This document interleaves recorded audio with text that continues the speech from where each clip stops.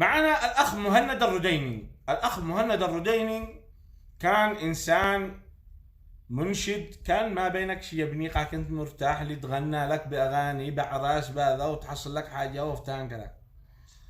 لكن يا جماعة الخير كان بداية انحراف مهند الرديني هذا طبعا الذي أمامكم، بداية انحرافه هي كان كل يوم يصور بالتلفون، يلقي نفسه كذا بالمراية يقول اوه والله انا تحيف. تخيل لو وقع ابني، لو وقع مزة، كيف اوقع؟ لو وقع مزة، لو وقع زق مقق، ايقع قوة، اجرب. لذلك قرر الانحراف. عفوا. عندما قرر الانحراف هذه كانت بداية مشواره. انظروا الى حاله الان. ومن بعد ما انحرف خلاص هو اللي قرر بعد الهند وانحقه وركب له دنق اسمه بعد الهند وانحقه وركب له طاوة.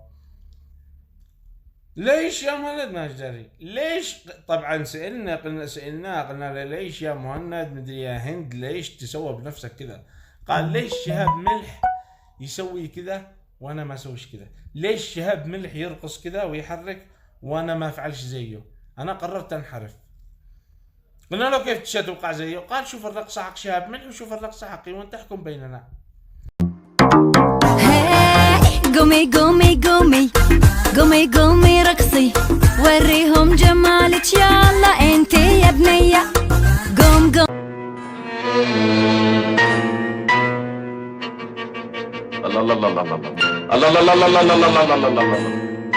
لا اله الا الله، لا اله الا الله، لا اله الا الله. الله يخرب بيتك يا عنطر اللي بنت ابوك يا ابن الكلب.